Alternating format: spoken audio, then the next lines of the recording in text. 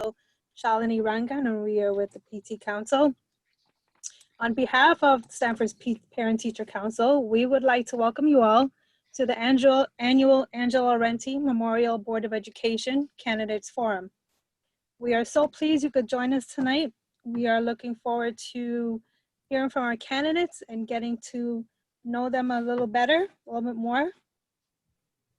But before we begin the forum, I'd like to take a few minutes to tell everyone about Angela Laurenti, for whom this forum is named. Angela Laurenti served on the Board of Education for 6 years, and she passed away from breast cancer in 2014. Angela dedicated her life to the Stanford school system. In addition to serving on the Board of Education, she also served on the PTO boards at Springdale, Dolan, and Stanford High School. She served on the PT Council Board, including a term as president, and on the board of the Stanford Public Education Foundation, also known as SPEF. The PT Council Forum was renamed as a way to honor Angela's memory and her dedication to the Stanford school system. We believe that every Board of Education candidate should strive to be the type of person Angela was. Angela was dedicated. Throughout her battle with breast cancer, when she was on the Board of Education, and through many surgeries and chemo treatments, she only missed one Board of Ed meeting, and that was the day that she received her diagnosis. Even when she was off the board and her daughter had already graduated from Stanford Public Schools, she remained committed to keeping up to date on education issues and advocating for our children. During the budget process and right before she passed away, she knew what was going on in our schools. Even while she was in the hospital on the night of an important hearing, she sent emails to the Board of Reps and the Board of Finance asking them to support our school budget. Angela was selfless. She never had a personal agenda as a board member, and she tried to stay away from making decisions based on politics. Her focus was on doing what was best for all of our children, even when they weren't easy decisions. It is these ideals of dedication, selflessness, and commitment to equity that Angela lived by that the PT Council hopes will serve as a reminder to all of us about the kind of volunteers we should strive to be. Next up, I'd like to introduce Christine Goldhawk from the League of Women Voters. Hello. Hello. I just wanted to say a few words. First, welcome to everyone who is attending. I would also like to say a big thank you to all of the Board of Ed candidates who have all filled out their League of Women Voters questionnaire. You can find it on stanfordelections.com. And the only other thing I wanted to mention before I turn it back over is you should be receiving your absentee ballots in the mail if you requested one soon. They started getting mailed out this weekend. There were two things that happened during the primary that caused a ballot to be discounted. If you did not sign the inner envelope, then your ballot won't count. The other thing is you can only put one ballot per envelope. Some families put multiple ballots into the same envelope thinking they were saving on postage. You can't do that. So we just wanted to kind of get the word out. Make sure that if you are voting by absentee ballot, make sure you follow all of the instructions and make sure that there's only one ballot per envelope. But we're happy to be hosting, and we'll turn it back over to the Stanford PTC.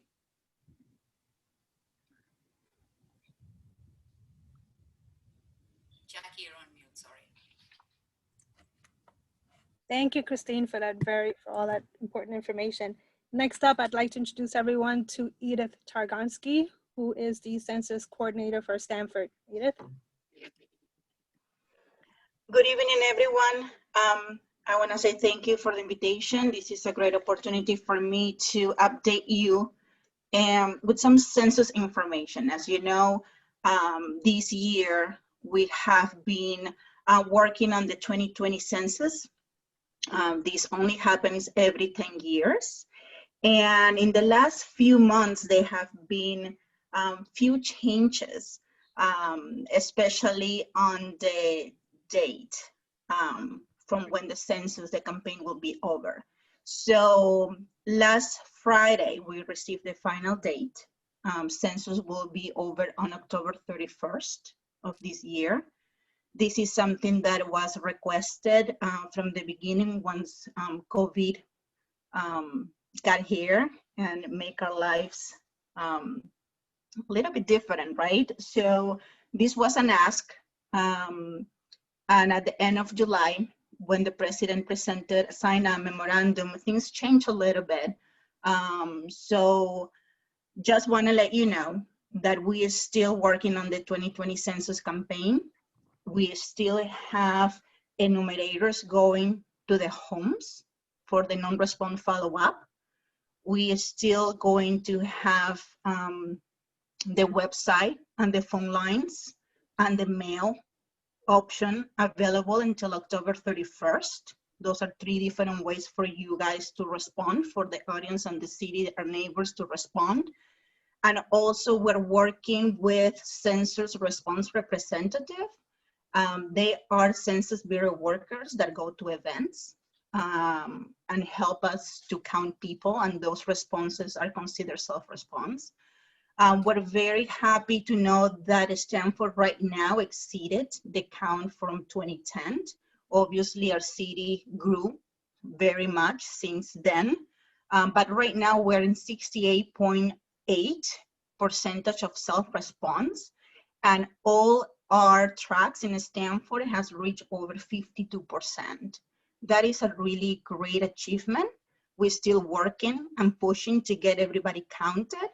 If you guys have an event, even if it's a meeting, a monthly meeting, weekly meeting, what event in town, please let me know.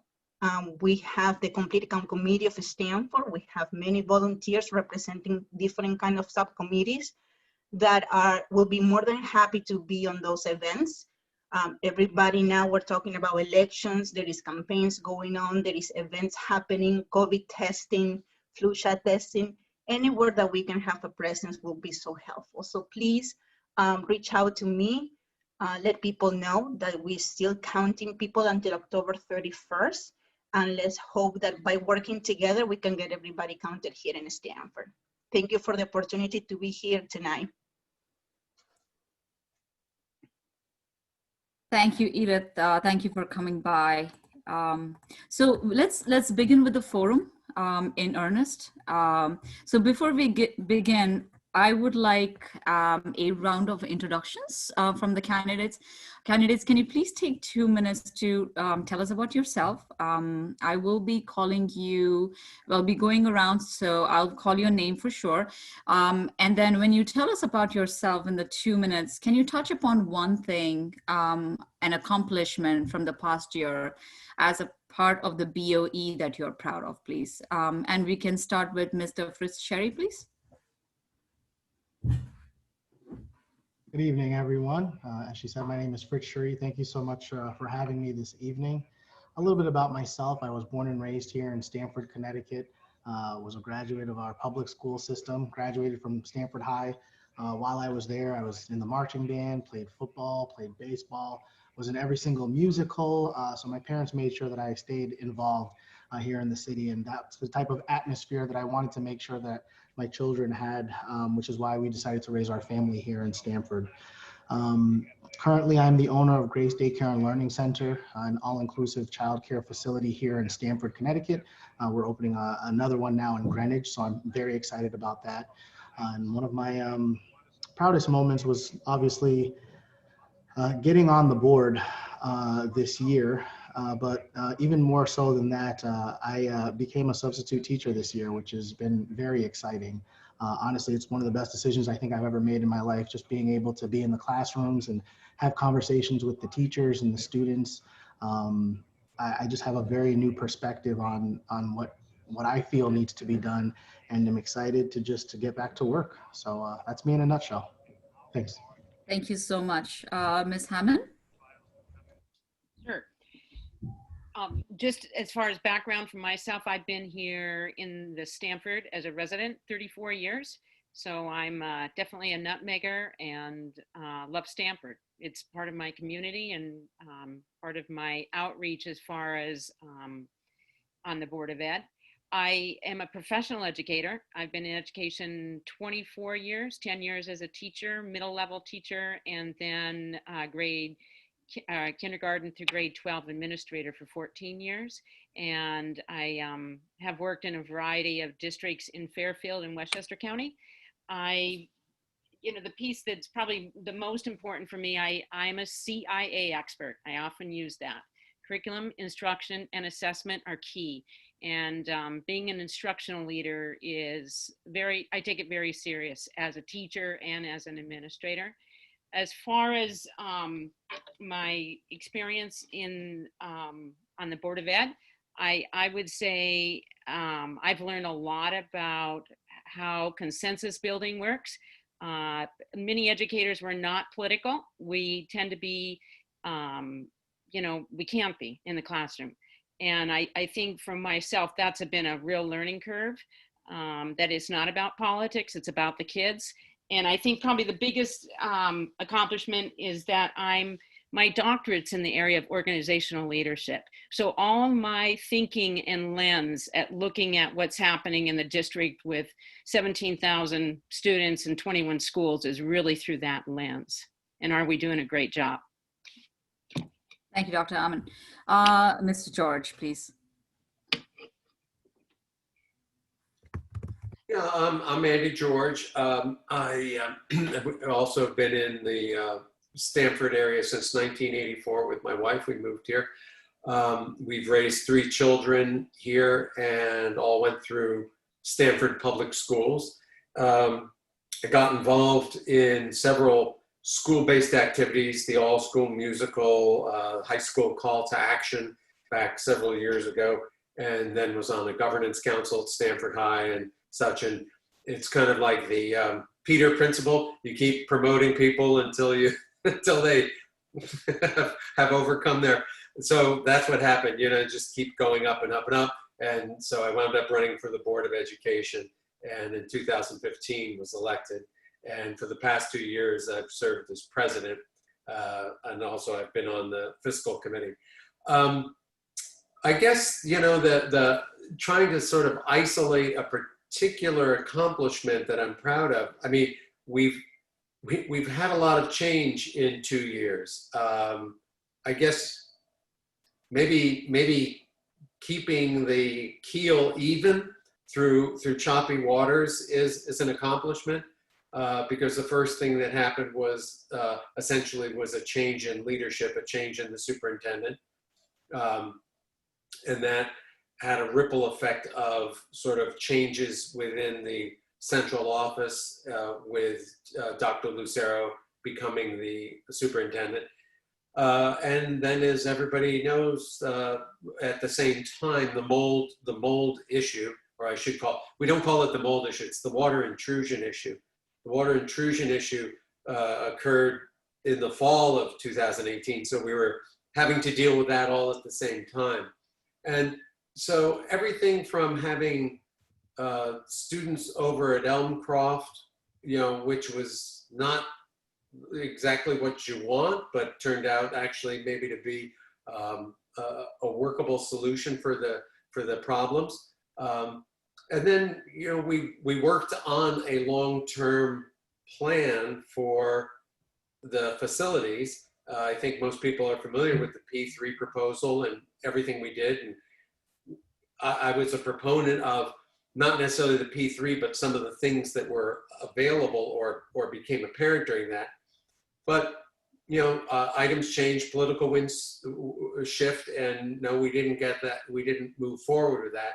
And then we hit the world of COVID, which is really a kind of thing knocks everybody for a loop. So certainly the last 6 months have been in a very unusual time. And so again, just I guess being able to keep a steady hand on the tiller type reaction, I think is an accomplishment in and of itself. And there's still going to be things coming up no matter what happens. There's going to be budgetary concerns and concerns for the academic loss and social emotional loss that this generation of children, these children that are in school right now are in a sense losing they're losing their connection in a sense, both academically and social emotionally. So how do you make up for that? How do you get ahead of that? So I think there's a lot of challenges for us ahead. So I hardly think that this is suddenly we're going to come out of a pandemic and suddenly, oh, well, everything's back to normal. It is not going to be normal for a while. And so I think there's going to have to be a lot of attention paid to that. Yeah, we do have a lot to get into for sure. And you touched on some of the topics we will. Thank you for that. Last but not the least, Ms. Jackie Heffman, please. Thank you. I just want to take a moment to thank PT Council for hosting this forum. And it's gratifying to know that Angela Laurenti's name is still alive and celebrated. And I was lucky enough to serve with her for 6 years on the board. And her advocacy on behalf of students is something that I've tried to mirror in my years on the board. I've been in Stamford for 37 years with my husband, and we raised our 2 sons who went through the Stamford Public Schools, graduated, went on to really good 4-year colleges and have careers now. And we have 5 grandchildren at the moment, 4 of which attend public schools. So this is a huge public school supporting family. I've been a volunteer for as many years back as I can remember, serving on many boards on the city side, from being chairman of the zoning board, the chairman of the Urban Redevelopment Commission. I'm currently on the executive board for Cradle to Career. I also serve as the treasurer for the Democratic City Committee, and I represent the 20th District. So I've done quite a bit of volunteering in my life, but my most, I think the most important thing that I've accomplished in my life is the work that I've done on behalf of public school students. I would say as an accomplishment, singly, Board of Education members, I don't believe can take much on themselves as far as their accomplishments. Where we make a difference is acting as a board. And I think that what I am most proud of is the work that we did going through the budget process this year and reopening schools, supporting the superintendent in her efforts to reopen safely, staff and students. And so I'm very proud of that work. Thank you, Ms. Huffman. So here, while we get into the questions, here are the rules for tonight's forum. Each candidate is going to be given 2 minutes to answer each question. I will be calling the candidates to start off the question with, and then we will circle through the 4 of you. Jackie will hold up a board when you are 30 seconds to the end of your time. And you will also get a verbal confirmation of your time when it's done. So, you know, stay out for her voice. For the question round, like I said, we will rotate who goes first to last. Everyone, you know, please remember to keep yourself on mute, except for the candidate who's speaking. The purpose of tonight's forum is to give the public a chance to know more about you and why you're seeking re-election to the Board of Education. The questions, you know, run the depth and the breadth of everything that we're seeing in Stamford right now. So again, thank you for coming on, and we'll get started right away.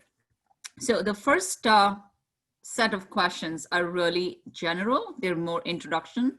So Ms. Hammond, we'll start with you. On your perspective, what is the primary responsibility of a member of the BOE as you understand it? You're on mute, Ms. Hammond. We're off.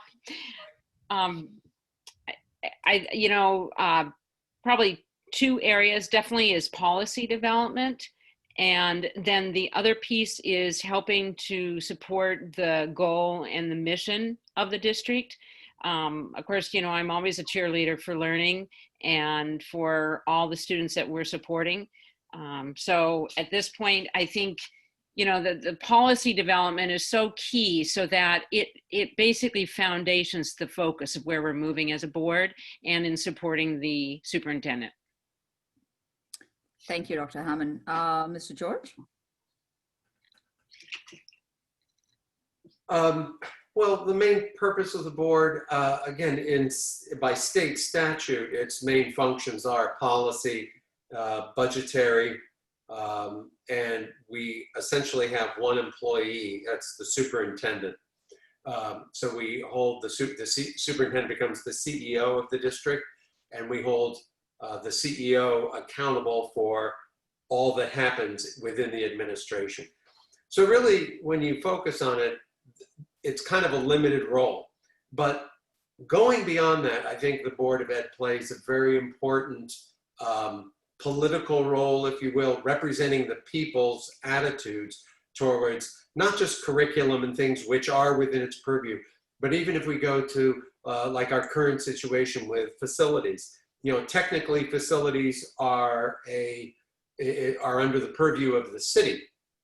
The Board of Ed is responsible for maintaining the facilities that we occupy, but the city is responsible for providing those facilities. But so it'd be kind of, I think in times past, there have been some counterproductive relationships in the sense that when things go wrong with facilities, and we can certainly pick the water intrusion issue, that there's been like, well, no, that's your fault. No, that's your fault. And you kind of go back and forth.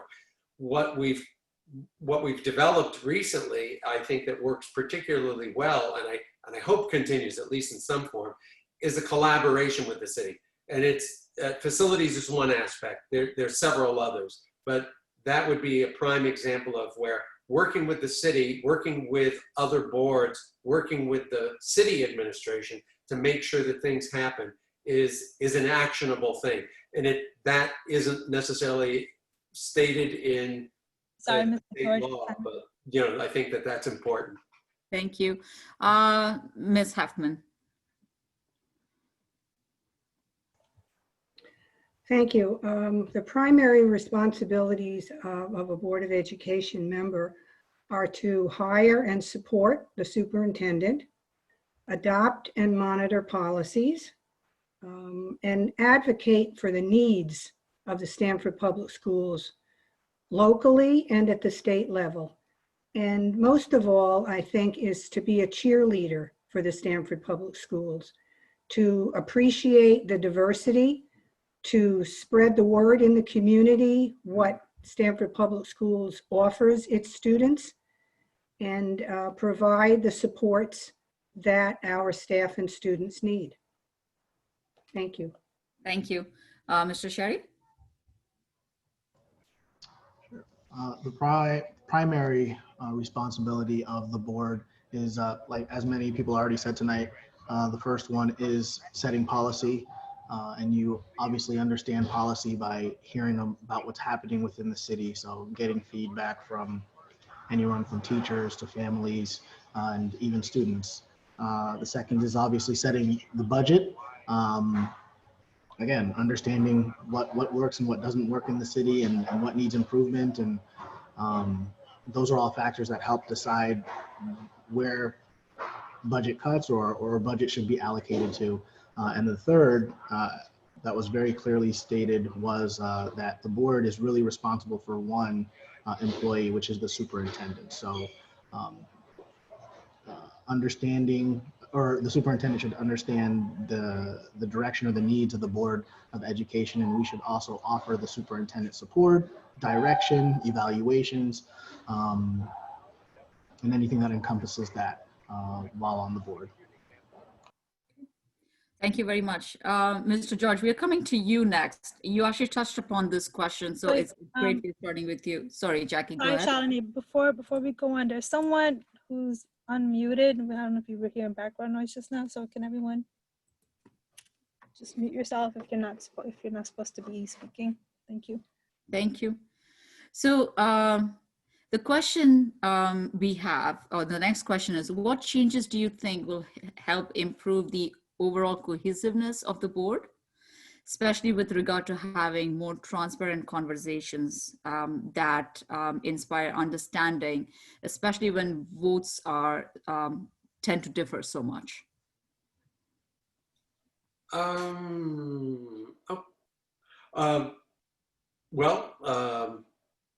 I guess I would say the board is fairly transparent in terms of its deliberations.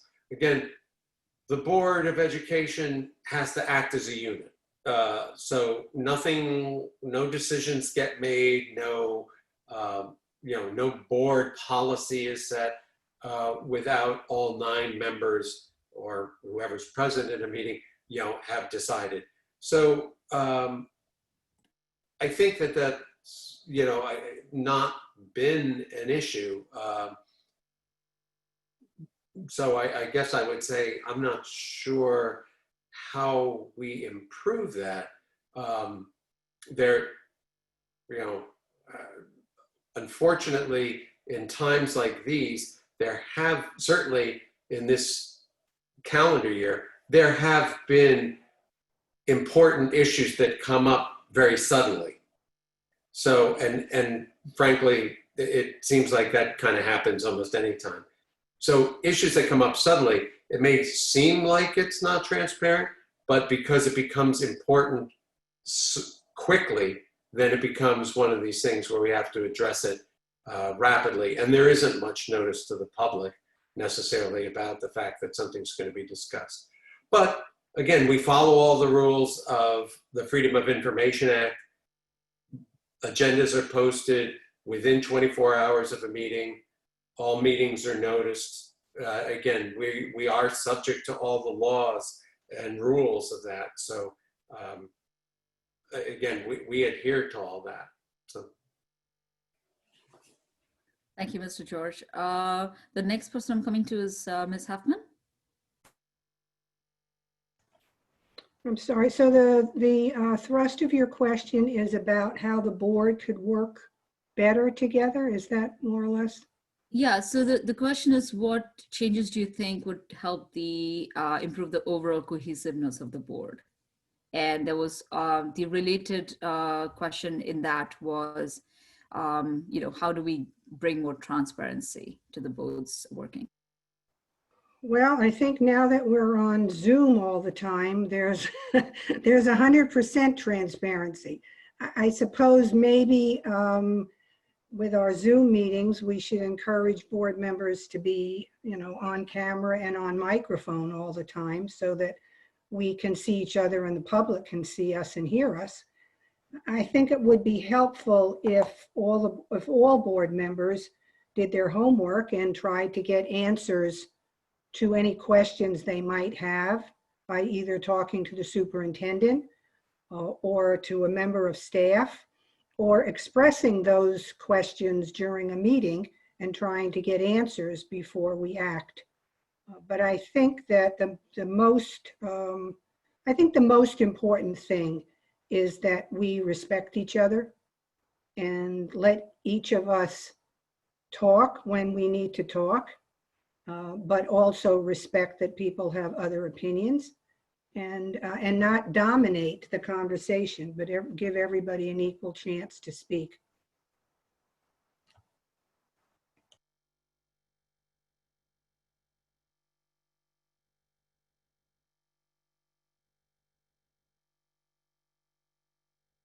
I'm sorry. Thank you so much, Mr. Sherry.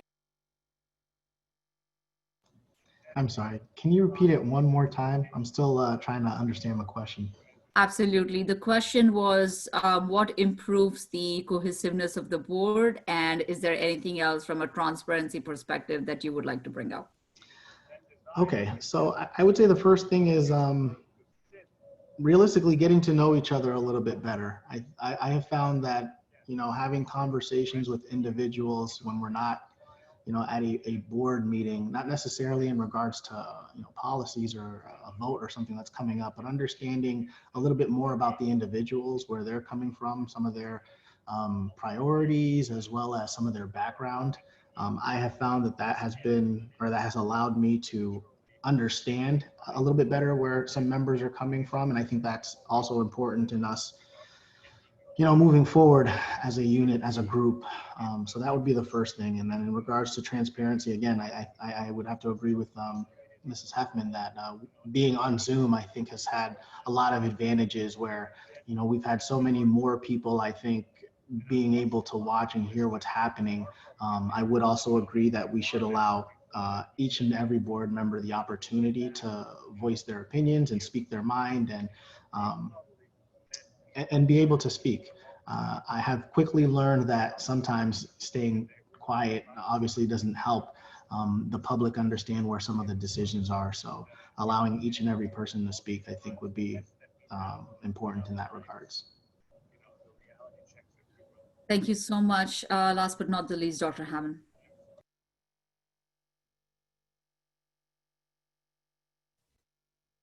Dr. Hammond, There we go. I love it. I kept put myself on mute. I like to be the district in the sunshine. And I've sat on a lot of district board of ed meetings. I internally and externally, I would probably answer this question. Internally, I agree. Number one, it's about having a relationship where we know each other as individuals and can have a rapport, a friendly rapport with each other. But that's internally. The other piece that I think is going to be really key is that we follow policy and Robert's rules consistently. I don't think that's happening. And I think that that's something we need to be on top of our game with that. And that means everyone. And I guess the other piece that's probably going to be really important internally is consensus building. I question how it's being done sometimes. And I think that's what we need to do is, whether we're working out in public, but is how do you get to consensus? That superintendent has 9 votes and we meet individually with her, but I think the other piece is how do we work together as a team? And that's, where she can do some of the heavy lifting as well. Then externally, I think it's really key that we hold the superintendent accountable. What's wrong with debate? What's wrong with a little attention? That's healthy. I think it's very healthy. And I think listening to advocates in the community, teachers, students, parents, they really understand what's going on. They're in the buildings every day, day in and day out, especially, with the students and the staff. And then I think, probably what's the big picture here is transparency is about safety, teaching, and learning, and keep those on the forefront and not cover-ups. So if something's happening in a building that has mold in it, then we need to talk about it and put it out there in the public so that there's no surprises. Thank you, Dr. Hammond. Moving on to the next question. This is a general question as well. And we're going to start with Mrs. Heffman. What is your biggest area of concern for the Stamford Public School District? And then what area do you think our schools need the most improvement? So I think that our biggest area of can I have 2 concerns? My first concern is, and I think this is probably something that is not just this year, but it's around the money that we need to effectively educate all of our students. As you know, we took a $12.5 million cut to our budget, which had a tremendous impact on programs. And I don't think that's sustainable. And we're going to have another very difficult budget year coming up because we have filled a lot of the holes with grant money that's not going to be there next year. So that is a huge issue. And I think the second issue, we have a tremendous challenge around delivering education during a pandemic and making sure that all of our students, whether they're in the Distance Learning Academy or in the hybrid model, that we're doing the most and the best that we can for them. And those are, I think, are our 2 biggest challenges. I'm sorry, Thank was you. there a second part to it? Yeah, there was a second part as are there any initiatives that you think the school district should take? What issues? I'm sorry. Any initiatives? Oh, any initiatives? I think at the moment, we shouldn't be introducing any new initiatives. We have asked our staff to do a Herculean task in just delivering education during a pandemic. And we need to let them get on with what they need to do. There's professional development that's going to have to be delivered around technology, but we, at this moment in time, should not be thinking at all about any new initiatives. Thank you, Mrs. Huffman. Mr. Sherry, I'll come to you next. All right, so the biggest area of concern. So before I got on the board, I remember the day I wanted to join the Board of Education very clearly. I remember opening the newspaper and reading mold in our schools. And this was probably like the 7th time I read the same article in a span of, I don't know, a year. And I literally just said, that's it. I just can't take this anymore. And, you know, since coming on the board, obviously, you know, priority number 1 has been keeping our students safe and dealing with the pandemic, and it's unprecedented, and we're really just trying to offer the superintendent and everyone afterwards support. However, for me, the biggest area of concern continues to be this issue of mold, and even going further, the quality of our buildings.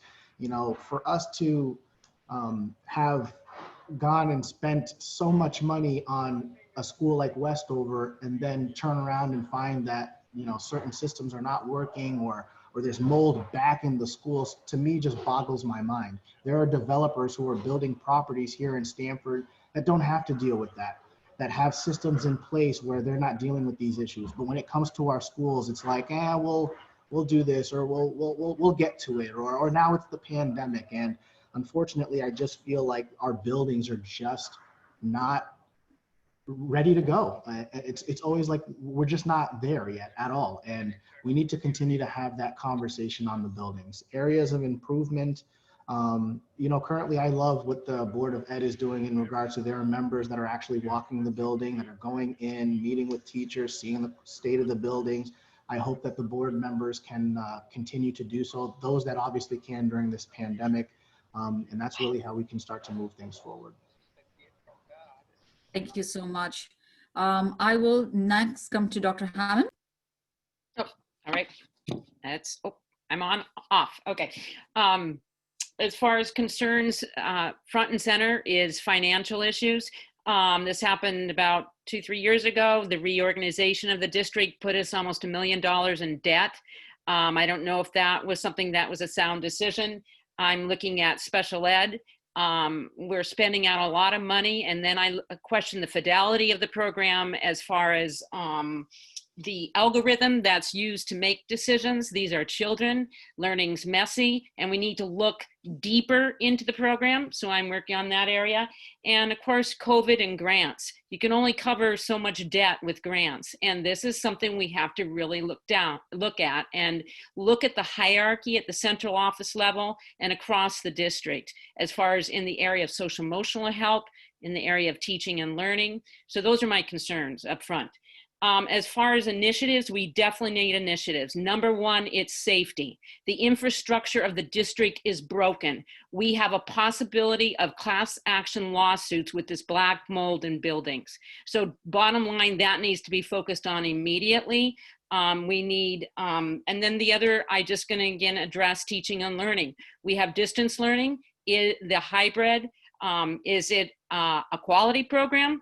I question that. So these are the questions I have, and I think, you know, working with teams and working with the experts, the educators in the buildings know what they need, and I think we need to really focus on some of their input as well.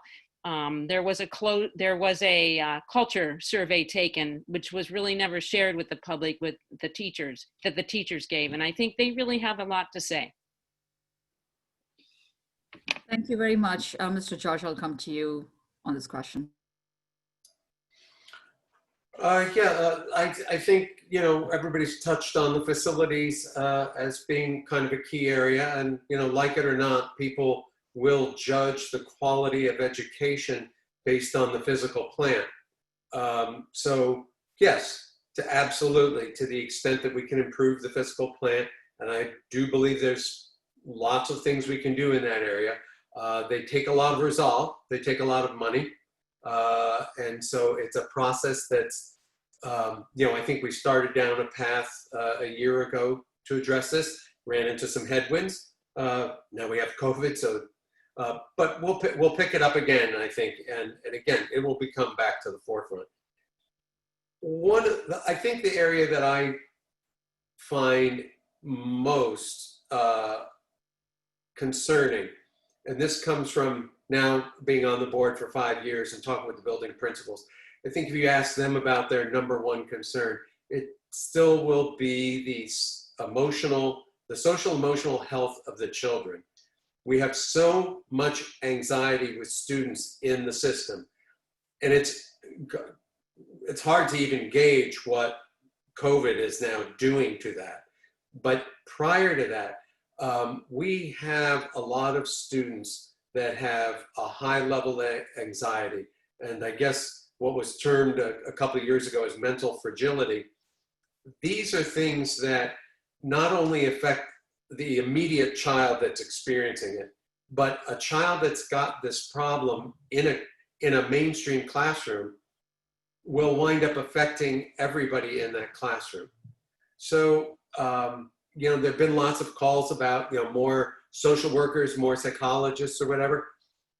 I'm not the professional to know exactly what the answer is, but if I had an unlimited checkbook, I think that would be an area that I would focus on, in that from there flows so many other things. Oh, I'm sorry, I missed the 30-second thing, but so Sorry, I did too. I did too. I was listening and I totally forgot.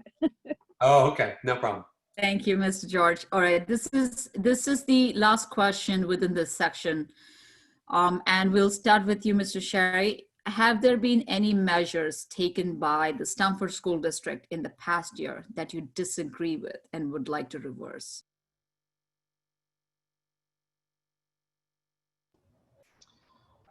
There is one.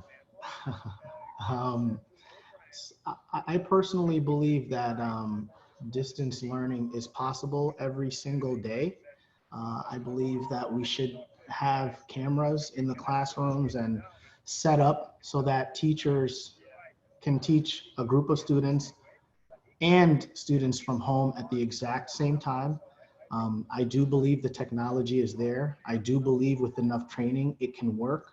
I believe that then some students can go home and the next day they're able to continue that lesson from their homes, and the other group of students are able to come in, and that in play would be able to just run efficiently and simply with the right training. It also then would allow us a better transition should we need to shut down the schools again. We would already have that infrastructure in place. So if I had the chance to do that starting tomorrow, I would. Thank you, Mr. Sherry. Dr. Hammond, I'll come to you next. Can you just repeat that question one more time? Absolutely. The question is, have there been any measures taken by the Stamford School District in the past year that you disagree with and would like to reverse? Definitely, I'm going to just jump off of where Mr. Cherry was talking about in the area of distance learning. I really question how that program was put together this summer. Already in June, we had direction from the state and we knew what we needed to have. I would have looked at it very differently. I would have loved to have helped a lot more with that program, but I really think that it's certainly the hybrid every other day situation program is not the healthiest. I really believe we could have had live instruction. And of course, this is all hindsight, but I just wish we had some different perspective on it, because now we're coming out with, you know, the hybrid 180 days. I really look at it's like a 90-day program. I question what's happening on those off days. I trust the educators in charge, but I just don't think you can do quality learning. I'm in classrooms where I'm teaching students are remote, students are in the classroom, and it's working beautifully and it's seamless. And I just don't understand why Stamford couldn't have looked at that approach a little bit more serious. I think, you know, in the other big picture, laptops, there's a shortage of them nationally. We're aware of that. And I think we could have reached out more to the community. We have a stellar community out there and could have used those building facilities in that area. And, you know, I think the other piece that we need to look at, COVID outbreaks, we really could have looked at that from some different angles, and there's no excuse for not having bus assignments and recess assignments. That's at the elementary level, but, you know, there's no excuse for that. We have instructional leaders who are making good salaries, and there's no chance for a mistake here. Thank you, Dr. Hammond. Mr. George, I'll come to you next. Sure. So small example, big example. I mean, small example will be like what's going on right now with no spectators at sports on the fields. Don't agree with the policy, but I understand the constraints, and we're talking about it, and there's going to be more meetings about it and everything. But that's an example of something where, yeah, I don't agree that we should be banning spectators from the fields. You know, I think there's enough room. I think there's enough space, and again, to allow, as many districts have, a couple family members from each team member to attend. So, but I understand why the superintendent made the decision she did, and I'll support that. On the bigger issues like school reopening, you know, I guess I'll disagree with Ms. Hammond a bit, because I think back in June when decisions were being made, at that time, the governor was talking about everything's got to open full in person. Now we want 3 models for everybody. We want you to give us an in-person model, we want you to give you a hybrid model, and we want you to give us a distance learning model if everybody has to be 100% distance. So it was a very fluid time and trying to decide. Now, I personally, at the end of the day, would probably have favored an all distance learning to start, because I do feel that there was enough uncertainty about how things were being rolled out. We're a large district, we're a congested district. What some people don't realize is that the footprint in our buildings, in our concentration, is a whole lot different than some of our neighbors. And our board and our health board, our director, Dr. Calder, you know, is basically saying 6-foot distancing is important. And yet we have neighbors who are saying, well, no, 3-foot distancing is okay. Sorry, Well, your time is up, Mr. George. Okay. Thank you, George. Ms. Huffman, I'll come to you. Thank you. So I heard a lot of answers about measures we didn't take, but I really didn't hear an answer from mostly everybody about measures that we did take that people disagree with. I really can't think of a measure that we took that I thought was a bad idea.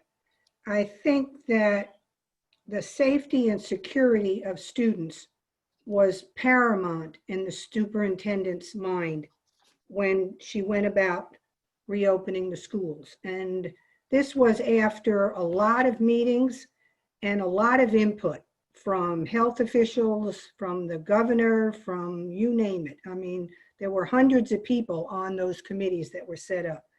So I really can't think of a measure that we took that I would have reversed. But I don't disagree with some of what I've heard about the measures that we didn't take that I would like to see. So if that's going to be a question, I'd be happy to answer that rather than the ones we did take that I disagree with. Yeah. Okay, that's fair. Thank you for that. The next question was going to go to Mr. George, but I see he stepped away for a moment. So we'll come back to him.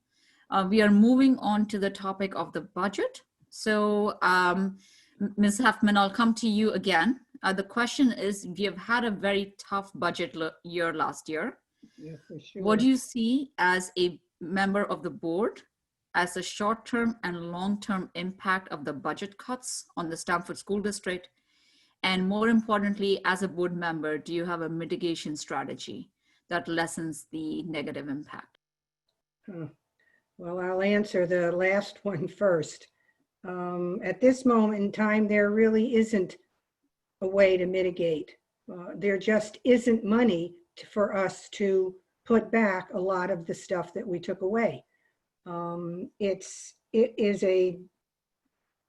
85% of your budget is staff and benefits, when you get a $12.5 million budget cut, there is very little else. There are very little places that you can go that doesn't impact staff.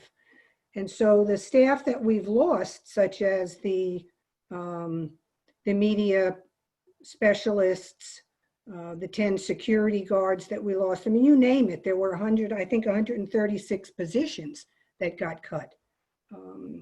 There is no short-term solution for bringing those back. I'm not even sure that there's a long-term solution. I think that we have to focus right now on our core responsibility to educate children. And if there's a way that we can focus on the classroom and make sure that what we do has as little impact as possible in the classroom, that's the only way I see that we're going to be able to mitigate this. Or deal with the budget cuts that we're going to have to deal with next year, because we are not going to be able to bring any of those positions back that we lost. So everybody is going to have to work together to do the best that we can for staff and students. Thank you, Mrs. Huffman. Mr. George, I'll come to you. Let me know if you want me to repeat the question, please. Maybe just the beginning of it. I think I caught the... Sure. The question was about the budget that we passed last year, and what do you see as the short-term and long-term impacts of the budget cuts on the school district? And then if you have any particular mitigation strategies that you would think that would lessen the negative impact. Okay. Yeah. Well, certainly the decisions that were made in this past budget cycle are very concerning, in the sense that although it wasn't truly a budget cut, we do have about less than 1% more money than we did last year. But that was based on, the superintendent had proposed a much larger increase that got whittled down to a very, very small increase. And we knew going into this year that we were behind the 8 ball in special ed. Our problems tend to be the fixed costs, or the fixed, if you will, the ever increasing costs of special ed, of transportation, and of healthcare, because those 3 areas tend to outstrip what one could call kind of the normal escalation rate of a budget or of salaries. Certainly, a lot of our budget is more or less fixed. Again, teachers, you need X number of teachers, administrators, and such to deliver services for 17,000 students. And what we're seeing is actually less money and higher enrollment. So we are getting pressed quite dramatically.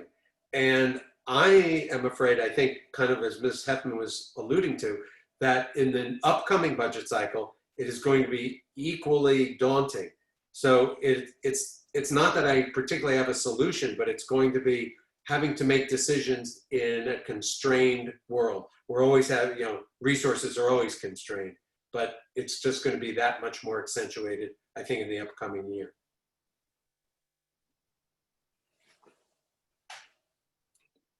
Thank you, Mr. George. Mr. Shetty, I'll come to you next.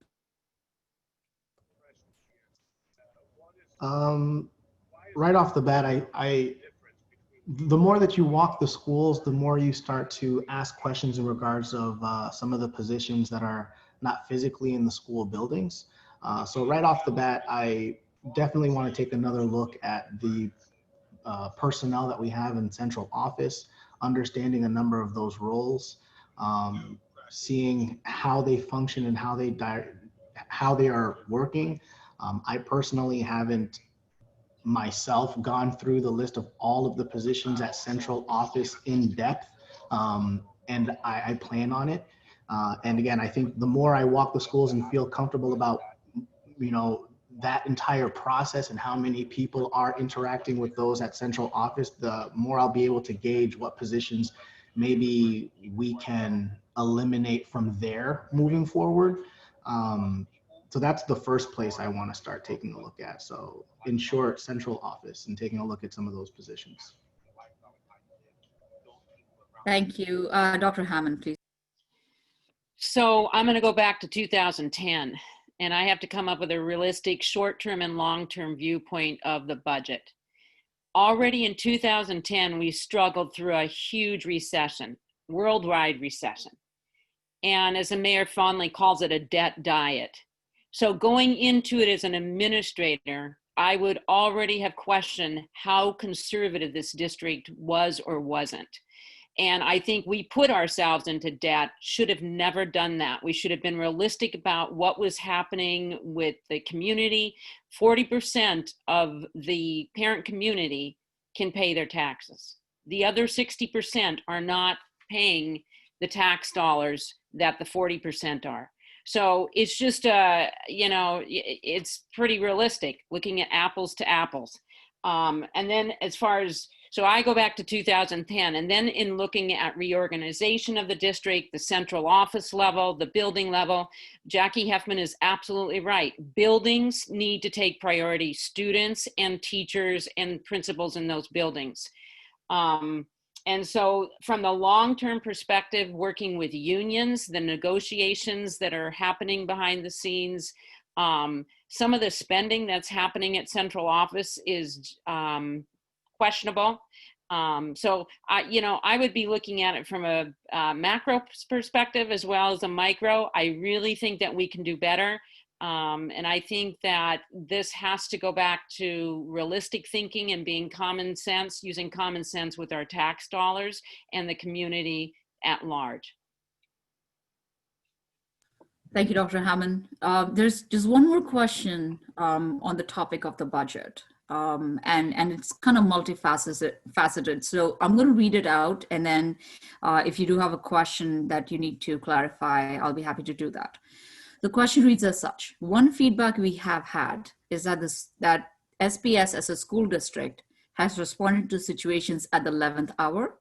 Example, the water intrusion and coming up with a learning model in response to COVID. This is only expected to get worse with the budget cuts that we have seen this year. What can you do as a member of the board to ensure that SPS has the resources and takes up the issues urgently before they become dire? And I'll start with Dr. Hammond. Yep, one of my favorite topics. And I think this gets into again, safety. That I, as a professional educator, my role and responsibility, utmost role and responsibility is safety.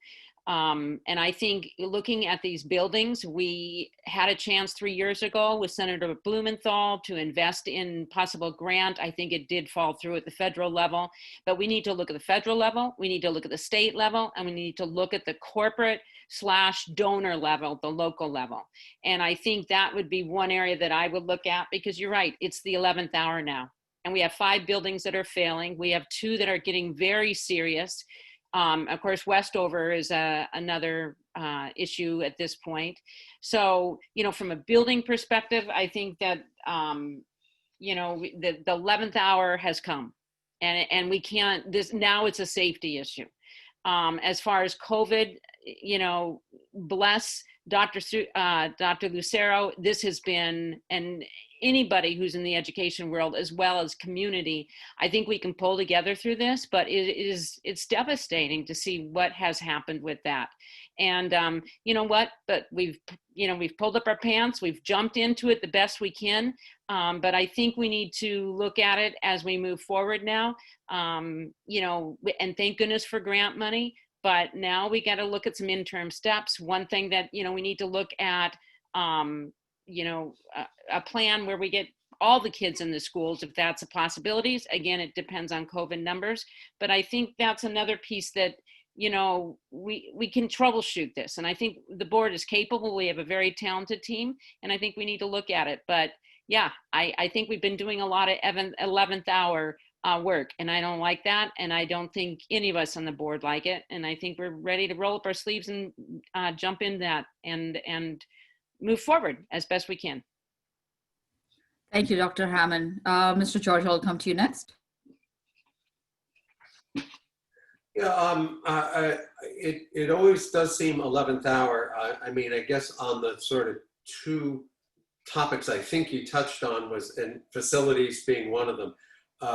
Yes, absolutely. It seems like things are done 11th hour. Things move slowly in the world of physical plant, but that was a problem that was decades in the making. Our problems in physical plant are decades in the making, and we've kind of rehashed why that's happened and the lack of resolve on political and administrative people before us. We're kind of locked in the same thing right now. I mean, potential solutions have sort of come and gone, and I don't know if the future board members, 10 years, 20 years from now are going to look unkindly on us or not. But we did try some innovative things.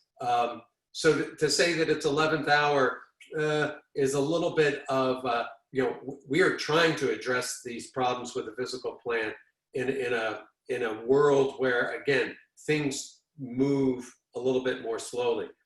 And in terms of the comment about reacting to COVID, again, that's a very, people need to sort of remember what had happened. In middle March, we were going to be closed for 2 to 3 weeks. By early April, we were going to be closed till April. So it was April 20th was the next thing. Then by mid-April, it was, oh no, we're going to be closed till May 20th. And then by the beginning of May, no, we're going to be closed till the end of the year. And then as far as reopening, okay, we want you to develop these plans. Oh, up until the end of July, you're going to reopen in full. Everybody should reopen in full and not hybrid, not distance learning. That was the governor's order. So what and of course, you get the idea that things change rapidly. Thank you very much, Mr. George. Mrs. Huffman, I'll come to you next. Yeah, so I'm just going to pick up where Mr. George left off. So in the end of July, when it was determined that we were going to do a hybrid model, we then had to make it work. And not only were we going to do a hybrid model, but we were also going to offer 100% distance learning to those parents who didn't want to send their children back. So between the end of July and September 8th, the superintendent accomplished a task to assign over 17,000 students and over 1,500 staff to a classroom. I mean, you have to try to get your head around that. There was no 11th hour guessing about this. It was everybody on deck to make this happen. And the fact that she did it is phenomenal. So I don't get the 11th hour guessing. Mr. George's comments about our physical plant are absolutely on target. Years ago, the Board of Ed paid several $100,000 to do a district-wide study of all of our facilities to identify all of the issues. It was a report that was building by building, probably that deep. This report was paid for by the Board of Ed at the insistence of the Board of Finance. The report came out. The report The Board of Ed used that report in its capital budget requests every single year. And on the city side, nobody ever looked at the report. We asked for $20 million based on the report. We got 3. You can't expect, it's the same way with your home. If you never fix your roof, it's going to leak. And things that got funded finally were because they rose to the level of an emergency. You cannot fund 21 different schools on $3 million a year. It just isn't possible. Thank you, Mrs. Huffman. Mr. Sherry, I'll come to you on this one again. You know, last year, Margaret Feeney was on the campaign trail with us, and she was running for the Board of Education. And every single debate, every single time she got a chance to talk, she would talk about future-proofing Stamford, future-proofing our schools, investing in technology, investing in teaching our teachers about technology. And, you know, every single debate, she consistently spoke on that. So for me, there is never a negative from offering more training to our staff and teachers to get them adjusted for the future. I think we're entering a new era where at the snap of a finger, we can instantly shift to complete digital learning. And right now, I feel that the teachers don't, or we're not given enough education and training on that. So I would go right back to future-proofing our schools, future-proofing our district. Think about the possibilities. If we had to shut down a school specifically because of mold, and we needed 2-3 months to resolve that issue, and we had the option to go 100% online, that would be huge. And yes, right now, office buildings are half empty.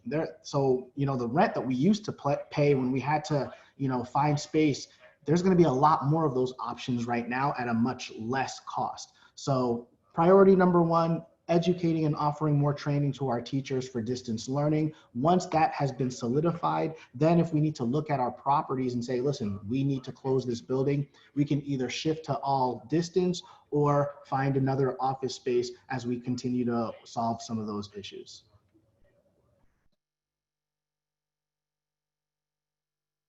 Sorry, thank you very much for that. This question that I have next is on infrastructure. All of you have touched upon it in some way, shape, or form. But let me read it out to you, and then perhaps you can elaborate on your thought. So the question is as such: our teachers and school administration has done a stellar job with the resources that they have available. However, it is a real concern that our facilities with their old HVAC systems are not adequate to keep our children and our staff safe in these times with COVID. As a board member, what is your plan to move away from the more band-aid approach that we have at the moment to a more comprehensive overhaul of our infrastructure? And I will start with Mrs. Huffman on this one. So I think that the superintendent is already addressing this. There is going to be a committee that gets formed, that is going to be formed, that will have on it stakeholders across the city, from members of the Board of Ed, the Board of Finance, the Board of Representatives, parents, a large number of people, to work with a consultant to identify the areas that absolutely need to be addressed. I think that nobody should be in a building that isn't safe. And if I thought as a board member that we had a building that was not safe to be in, I would be doing everything possible to ask that that building be closed, which is what I did when Westover got to a point where it wasn't habitable anymore. And I led the charge on the Board of Ed to close that building. And I would do the same in any building that I thought was not safe and occupiable. We do have HVAC issues. We have water intrusion issues. We have capital improvements that have to get made. And I know that the mayor and the superintendent are working very hard to address it. And as a board member, I'm going to let them do their job. We have a CEO, and I'm going to wait a short period of time for the committee to do its work and to bring recommendations forward that the board can then act on. Because as a city, I understand that the only way we're going to be able to attract young families to come and live here is if we have a top-notch education system and a fiscal plant that people will be proud to send their children to. Thank you. Thank you, Mrs. Hammond. The next one we are going to is Mr. Sherry. Can you repeat the question, please? The question is, as teachers and our school administration have done a stellar job with the resources they have. However, there is a real concern that the old HVAC systems that we have are not adequate to keep our children and staff safe. As a board member, what do you suggest we do to get away from the more banded approach that we have right now into a more overhaul of our infrastructure? So as I just finished saying, we need to first improve our technology and training for teachers so that we have that as a solid option when I feel we need to take these teachers and students and staff out of these buildings. As I alluded to before, I am on the ground and I am walking the site and I am seeing the conditions of these buildings. And I too have many of those same questions, but then I also ask, you know, the superintendent and whoever, who is actually walking the buildings, who is actually seeing some of these issues. We continue to hear, oh, well, here's the update on the HVAC system, but were you in the building? Do you see what the quality of the air is like? Who is responsible for that? So it does touch upon accountability. It touches upon who is responsible for that. Half the time I'm hearing, oh, it's the city's responsibility. Oh, it's the Board of Education. Is there one direct individual that is going to take responsibility for this? Yes, there is going to be a committee that is going to be formed, but you know, there are committees that continue to be formed and reports that continue to happen. Again, if you walk the building, you'll see the situation that it's in, and then you need to decide for yourself, do you believe that this is a safe building? Would you yourself want to work here? Would you yourself send your child to this school? So in short, focus on getting our students in a place where they can distance learn 100%, and then start looking at some other options as to where the students should go if we do go in person. Thank you. Thank you very much, Dr. Hammond. Yeah, okay. I look at this before COVID. There's a 2-year wait time now under the tenure of Dr. Lucero. Before COVID, we put all our eggs in one basket with the PPP, the P3 as they fondly call it. Why wasn't there another set of options put out there? Since now we're 2 years in waiting, and I don't think we can wait too much longer. So the spirit of the P3 was excellent.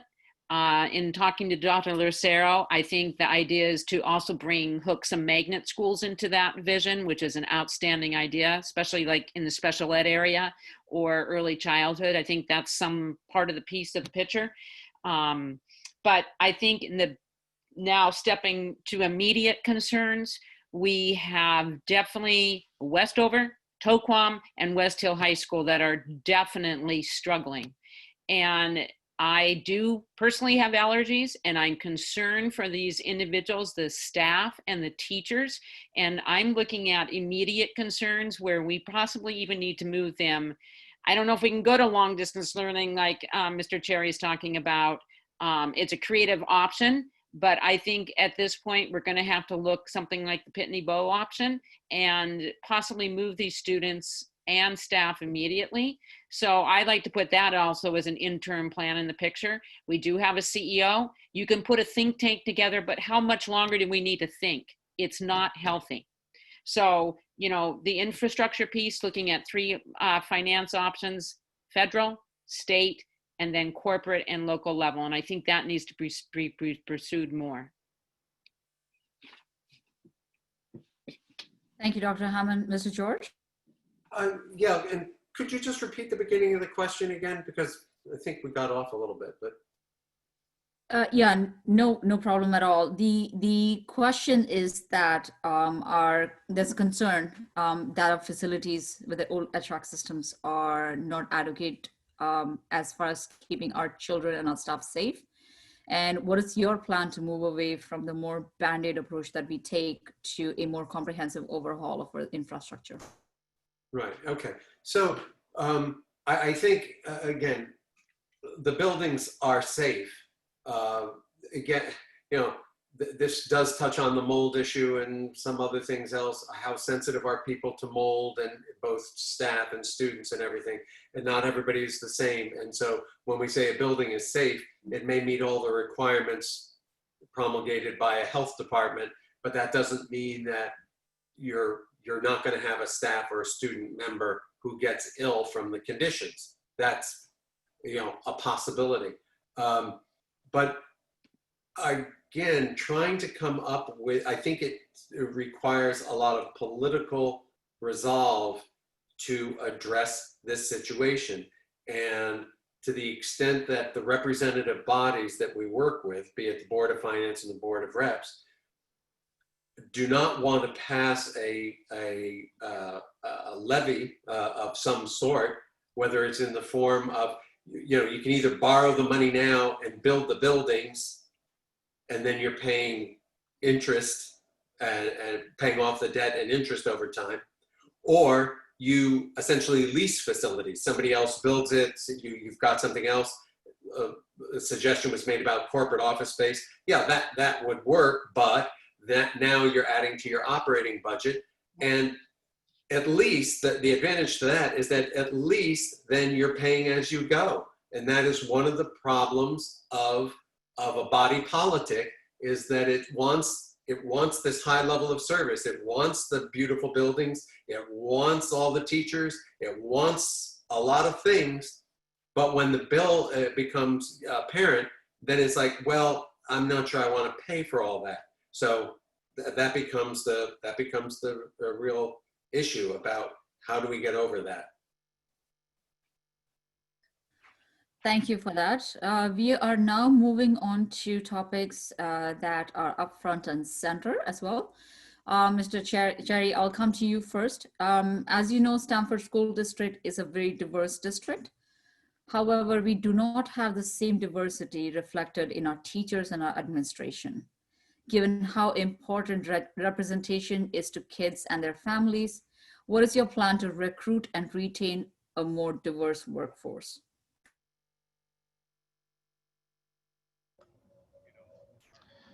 Well, I guess the first question would be, why is it that our schools are not, or at least the teachers don't reflect the population here in Stamford?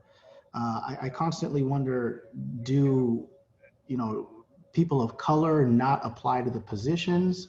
How many have applied in the last year? I have started to have conversations with Dr. Lucero and the assistant superintendents, and just to get a little bit more information as to what information is provided on the applicants that have, you know, wanted to come here in Stamford, and what was the reason as to why maybe we didn't go in that direction. At this point, I'm in a place where I want to learn more. So really understand what that process looks like, and really get to the source of it. Because again, is it that people of color are not applying to the position, or are they applying to the position and others are getting chosen and they are not? Once I can really understand that, then I think that we would be able to find solutions as to how we can make you know, the diversity with our students similar, or at least closer with our staff and teachers. Thank you. Dr. Hammond, I'll come to you next. So I look at this from three directions. First of all, we need to make teaching attractive. and I think the salaries are fairly comparable to the area, and I think that's important, but we need to be creative. So for example, Teach Across America, you're bringing in Ivy League students or students in from pretty highly prestigious colleges who want to teach for 1 to 2 years. Let's look at corporations that want to maybe sponsor teachers. That's a creative way to bring teachers into the workforce. The HR department, we need to look at that. And what is their plan? We're paying them big bucks. What is their plan to retain and recruit? They're the ones going out. And are we going out to New York City? Are we going out to urban areas like Stamford to recruit teachers? Are they advertising nationally? Those are big questions to ask, which I know we are doing some of that, but I'd like to see the intricacies of that. And then most of all, we need qualified teachers. It's one thing looking at diversity. I don't care, you know, of course I'm very, would love the backgrounds, but I need qualified teachers in front of students. And I think that's the most important piece that we have to keep in mind when we're bringing teachers into the district. And bottom line is the color of our hearts are what matter. And I think that's the piece that's probably most important when I look for teachers out there in the field. So those are the 3 areas I would look at. Thank you, Dr. Hammond. Mr. George, I'll come to you next. Yes, a lot has been done, at least in the 5 years I've been on the board, relative to minority recruitment. But it is a very difficult uphill battle. A couple things. One of the biggest obstacles is the cost of living in this immediate area. So even though you could try and attract people, it's just a high cost area. And then secondly, it's probably, you know, it doesn't help like in this budget year when we, in terms of the positions that we let go, it was all the, you know, if we were making inroads into bringing on a more diverse staff, to basically have to let all of our first year teachers go because of the budget situation. So we compound our problems somewhat through that. And then third, it probably would be better to look for, I think, areas where we can attract people, particularly the characteristics of staff that you want, and provide them with incentive to become teachers. Because as in all phases of life, the demand for talent is always out there. And I remember in the late 90s, there was a teacher shortage nationwide because it was the dot-com bubble. And everybody felt they could become a millionaire by going off and starting a dot-com company. So people were drawn away from the profession of teaching. What I think would help is if we try and attract people, especially at this point in time, attract people at the college level and convince them that a teaching certificate is something worthy of getting. Thank you very much. And Mrs. Huffman. Yeah, so I can't disagree with anything that Mr. George said. He said exactly what I was going to say. This district works very hard to recruit minority teachers. It's been a priority of the board for the last 5 years. Also, the HR department comes before the board every year to give us an update on how successful they've been in hiring minority teachers. We are trying to keep it on the forefront. But as Mr. George said, when we have big budget cuts, unfortunately, the success that we had in prior years is all wiped away. It would be my hope that if we could find some money in the budget, that we would try to grow our own, to take promising high school graduates and give them scholarships with the idea that they would come back to Stamford to teach. Other than that, we're just constantly We have had the same issue over and over again. And this is a very, very hard area. It's a very expensive area to live in. And if we can't provide housing, or if we, you know, at one time we were saying we would let our teachers know when the lotteries were coming up for the affordable housing units that exist in Stamford. And sometimes that's worked. But I think what really works against us is when we have to make massive budget cuts. We totally lose any gain that we have gained, that we might have accomplished. Thank you very much. We'll stay on this topic a little more. I'm going to read out a statement that we have, and then from there, I'll go on to the question. And we'll start with Dr. Hammond on this one. The US Department of Education data shows racial and ethnic disparities in school-based arrests and referrals to law enforcement. Nationally, Black and brown youth are nearly 3 times as likely to be arrested in school as white youth, even when charged with similar offenses. Do you have any insight into how the BOE Central Office or the BOE Board can support in seriously examining the impact of institutionalized and individual racism as it has impacted our students here in Stamford? Absolutely. I don't think this is an issue that's entirely the Stamford Public Schools issue, meaning we need the community of Stamford. Let's look at some of the statistics of single families. Let's look at the statistics of parenting skills. A lot of that makes a difference when we're having these students coming into classrooms. Also, the support structure of our students. So I look out to the nonprofits, I look out to the faith communities. That's what's going to help us, and we have to work together. And I think that that is an issue, you know, we're bound by law, federal and state laws that we have to always investigate. We have plenty of data, and you know, it's hard for us as teachers and administrators when you have situations that arise and you've got a variety of kids there and you got everything on videotape. Videotapes don't lie. Or, you know, the iPhone. And yes and no, I wish we could prevent. If we had perfect kids, we would have no problems.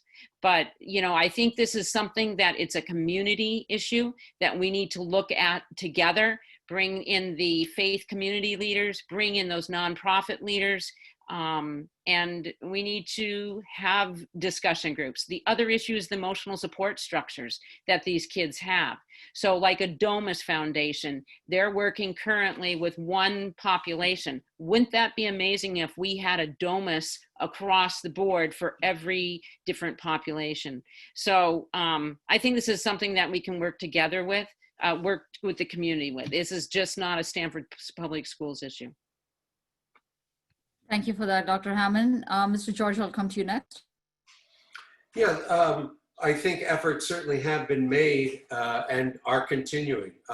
There is a collaborative with the Stamford Police Department in terms of how to deal with things that are, you know, potential crime that may occur and how to address it, meaning that you don't want to necessarily have police intrusion into a building, and yet at the same time the law has to be carried out. So it becomes, I think, it is just an ongoing discussion about how to handle these situations, what's the best formula, and how does it impact. Another big initiative right now is the whole restorative justice movement. And that, I think, hopefully will bear a lot of fruit and will sort of focus on what are the best ways to accomplish a rehabilitative atmosphere rather than a punitive atmosphere. Because if you're going to just take a situation and say, okay, the minute someone crosses this line, it's automatic. There's a punitive reaction, as opposed to saying, all right, someone's crossing a line. what is the way to bring them back on the other side of the line, or what's a way to bring them back in? So I think with those initiatives, it's an ongoing effort, and I'm not going to at all say that we're there, but it's been in the works for several years, and I think it is something that is progressing. Thank you, Mr. George. Mrs. Huffman, I'll come to you. So I think that the biggest hurdle here is to get people to admit that there is racism in Stamford, in the Stamford Public Schools, and in society in general. That's a very difficult conversation to have. It's something that people don't want to have to face, but it's there, and we have to do as much as we can to make people aware of it. We have done a lot of PD in the past with our teachers around what Mr. George mentioned, restorative justice, around undoing racism. We have to keep doing that. We have to keep having conversations with people. When I first came on the board, we were in the midst of reorganizing our whole middle school program so that we stopped tracking children. And that was a huge step forward. There are other mechanisms that we can use, but conversations are what's really important. Also, the support for the family advocates that we have in the school system, whether they're advocates that we hire or whether they're advocates that come from DOMIS. Those are very, very important programs that help to engage families and keep students engaged so that they don't fall behind. We also have an MOA with the police department around our SROs and how to de-escalate issues that come up in the high schools so that they don't lead to arrests. So we've been working very hard on this issue in Stamford for a long time. But getting people to even have a dialogue around racism is very difficult, but it's something well worth keeping at. Thank you, Mrs. Huffman. Mr. Sherry, I'll come to you next. I am glad that Mrs. Huffman had discussed, acknowledging racism. I think the first thing that needs to be said is, the life of a Black or brown or Latino student is going to be different than the life of a white student in Stamford. That's a reality that we live in. That needs to be acknowledged. That conversation needs to continue to happen. That conversation needs to continue to happen with teachers on a regular basis in regards to diversity and understanding what is really happening specifically here in our city. Other things, come to mind. I definitely would want to research the role of the SRO officer specifically in our schools. I know that there has been some work specifically by the Stamford Police Department to reach out to young and Black and Latino kids within the community to try and have more conversations with them. But the truth of the matter is, when you take a look at the facts, the amount of Black and Latino students that are arrested, even within West Hill and Stamford High, as opposed to the white students, is drastically different.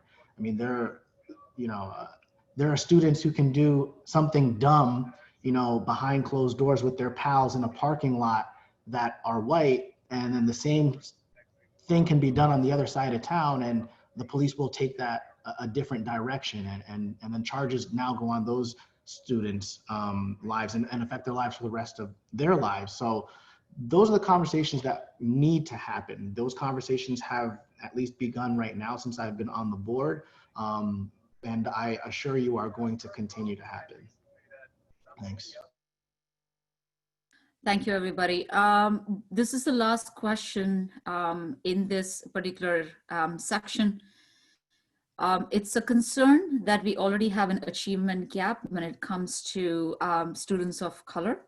What is your thought on the achievement gap that is to be made worse by the COVID situation? and exaggerated more due to the technology gap we have right now. These are disproportionately impacting students of color and those who are economically disadvantaged. As a member of the board, what is your plan to ensure that we are mitigating some of this negative impact? And I will start with Mrs. Heffman on this one. So in all of my conversations that I've had with Amy Baldati, who's the Associate Superintendent for Teaching and Learning, she is really not at all convinced that things won't get better. I know it's hard to get your head around that, but when you think about the fact that teachers before the pandemic had 25 children in their class, and they had to do differentiated instruction and communicate with children of all different learning abilities. Now a teacher has 12, sometimes less students in their class because half the class is not there. And so it's likely that students will benefit greatly from having very few students in a class, that teachers will be able to focus much more intensely on the needs of the few students that they have in their class. And so I know she's hoping, and it seems convincing, the argument that she makes, that time will tell whether it's going to be a bigger issue, but she doesn't think it will be. The issue of technology is one that's really important. And on the first day of school, because of the supply chain issues, there wasn't one-on-one with every student. But by the middle of this month, we should be one-on-one technology with every student, and so that teachers will be able to be much more proactive about what they're doing with students using technology. So I think that the prognosis, I think, is going to be good, and time will tell. Thank you, Mrs. Huffman. Ms. Cherry, I'll come to you next. You know, the technology gap is very, very real. So right as soon as the COVID virus began and we shut down the schools and we shifted over to distance learning, right off the bat, I was like, not only do kids not have laptops, but they don't even have an internet connection. I mean, a lot of the kids try and go somewhere where there's free Wi-Fi to get online, even to just text their friends. And, you know, there was even a, delay in when hotspots had gone out in the city, which makes me wonder what happened to those students even between like April and June, whenever it is that the hotspots went out. So we need to do a better job of understanding exactly what the technology gap is.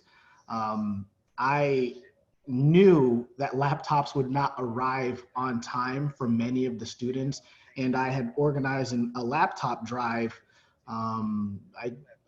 maybe in August or so, anticipating maybe 200 students would need laptops.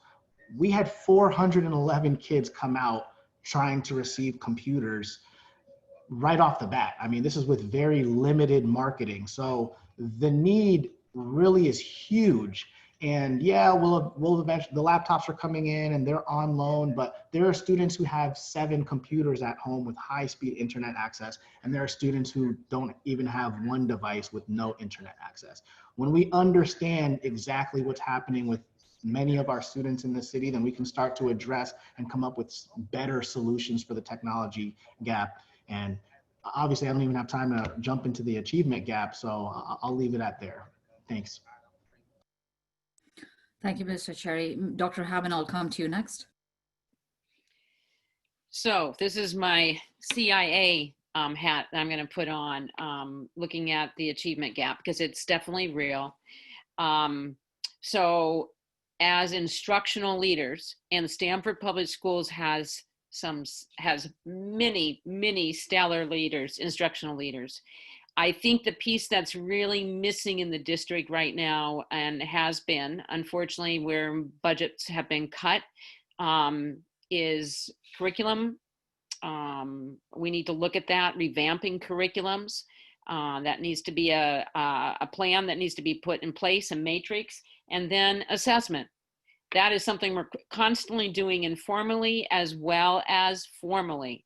And our formal assessments need to happen consistently, whether it's through, the technology side or, when they're in the classroom, but we need to be doing that consistently and talking about it and having those conversations. That's where I depend on the leaders, the principals to be having that, and Amy Baldotti with those leaders. So that's where we begin to monitor it and take the pulse of it every month, every 2 weeks. It's definitely doable, and we need to be held accountable to doing that. That's something that I know Stamford Public Schools has lost. Before COVID, it's not been there consistently, and there is software out there that can manage it, but we need to have those deeper conversations. And then as far as COVID and the tech gap, I'm a firm believer, like Amy Baldotti. I really think that these kids, so we have some bumps in the road. We've all had that. I really feel that we can get through this, and we're going to continue to move forward. But I really think from a CIA perspective, curriculum, instruction, assessment, we can cover it. Wonderful, thank you.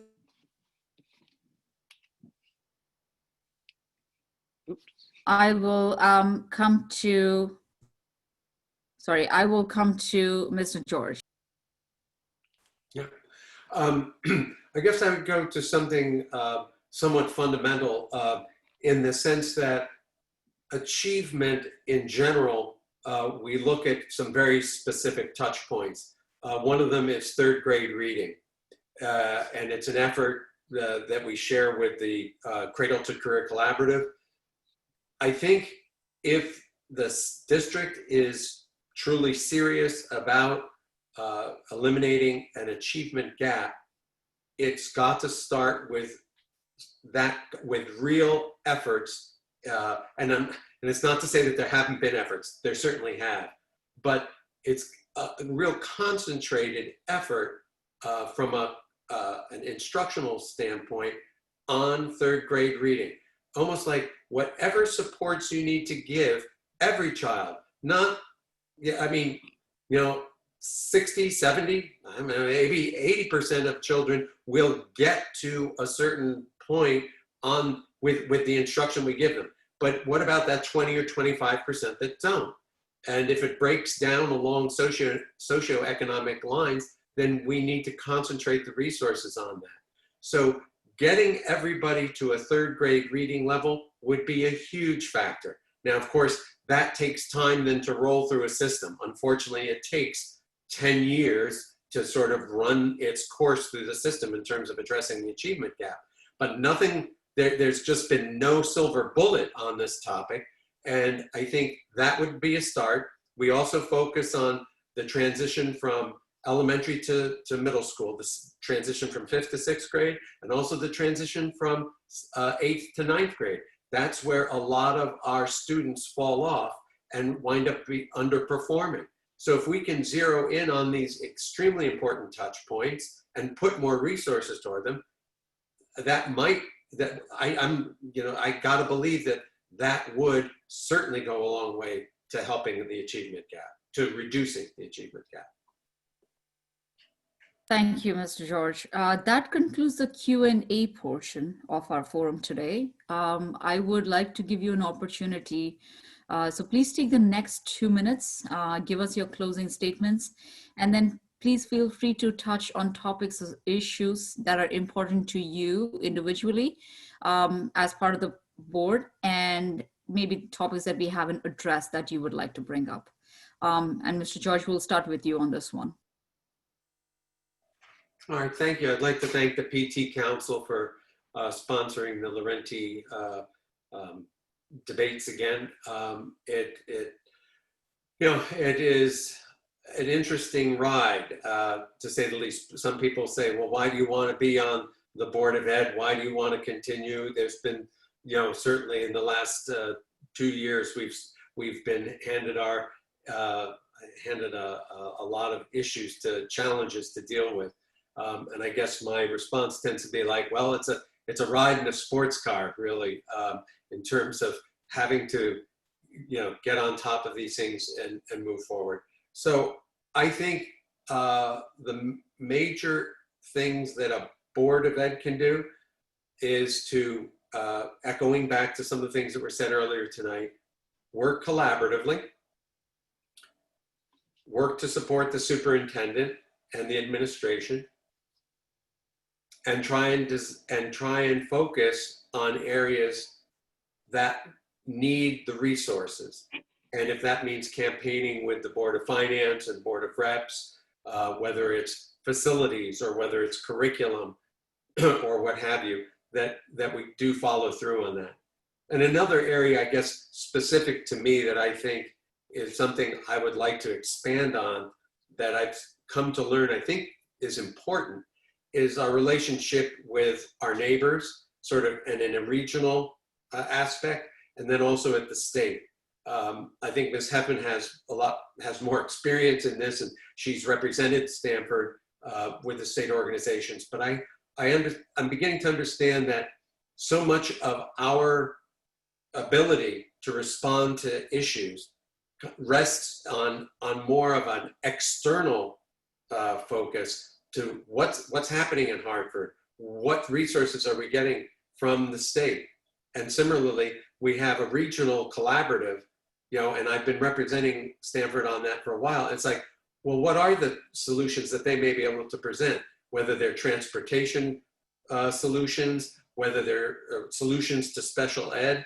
These are areas that I think would bear a lot of fruit if we pursue them. So I think, for me personally, an area of development would be toward that regional and state level and understanding what impact can be made there, because I think it could have outsized returns. Wonderful. Thank you, Mr. George. I will go to Mrs. Heffman next. Thank you very much.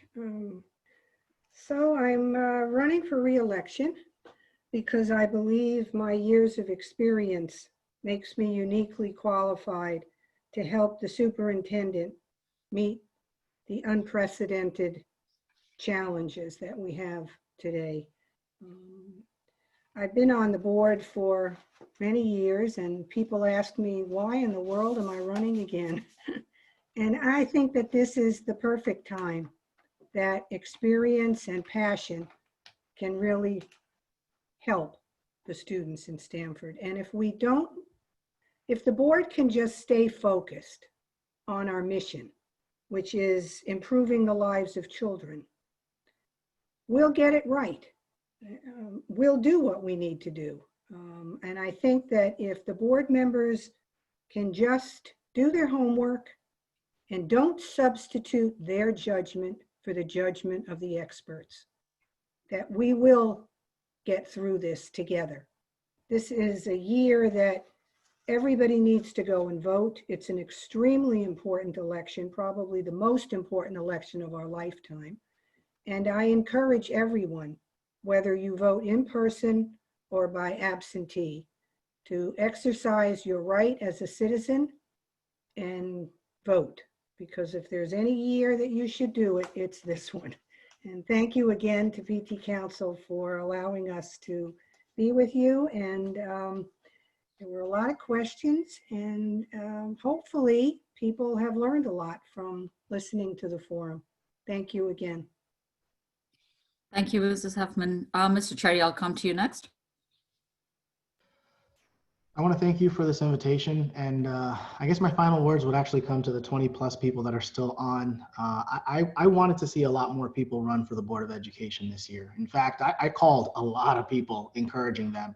I know earlier today I alluded to Margaret Feeney, who was not even in my party, who was running last year, who was only talking about future proofing, who had some amazing innovative ideas, who I was hoping to see run again this year. And obviously I didn't win last year, and I became a substitute teacher, and I just couldn't wait to get on the board again.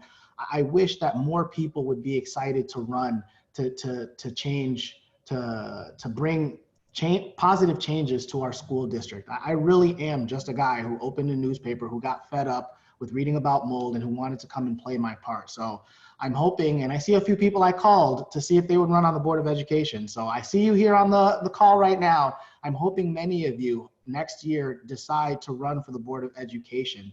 I hope moving forward, we are in a place where, 10 people are running for 3 spots, and we really have the best individuals who have the best intentions and motivations to see our schools succeed run.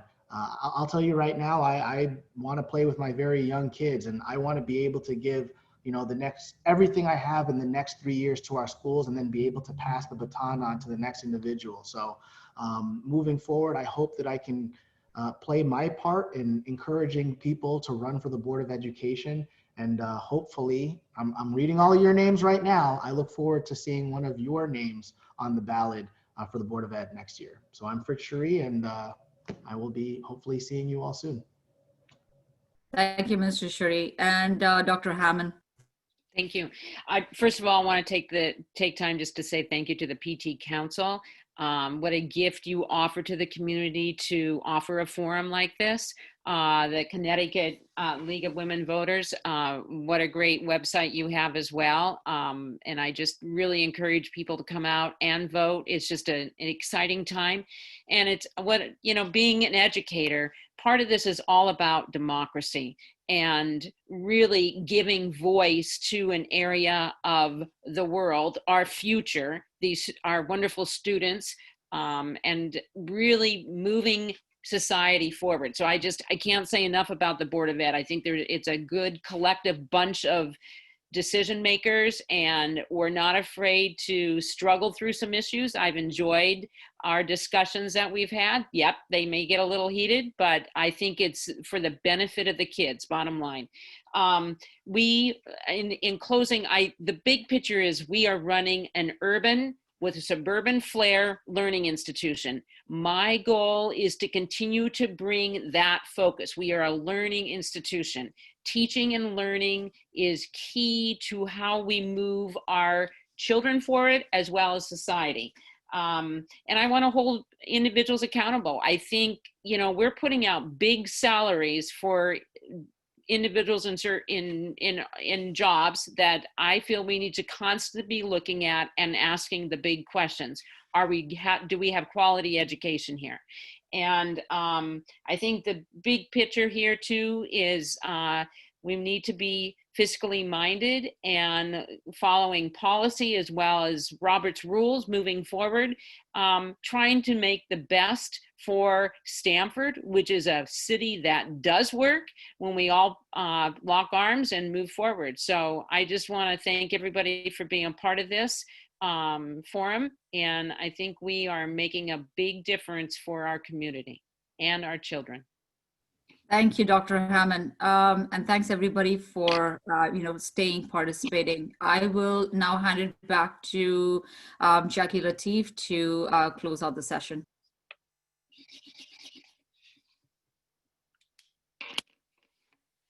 Sorry, Jackie, you're on mute. I always forget that part. Thank you, Shalini, and thank you, everyone. Our candidates, thank you very much. Thank you to the public. Thank you, everyone, for joining us this evening. Thank you to the League of Women Voters for hosting us, to Edith Targonsky for talking to us about the census. We'd like to thank everyone who, from the public, who submitted questions for this forum. And of course, thank you to our PT Council board. We hope you found this forum to be as engaging and informative as we did. Please remember to fill out your census forms if you haven't done so already. And please be sure to vote on Tuesday, November 3rd. And with that, we'll bid you good night. Stay safe until we meet again. Thank you, everyone. Thank you, everybody. Have a good night.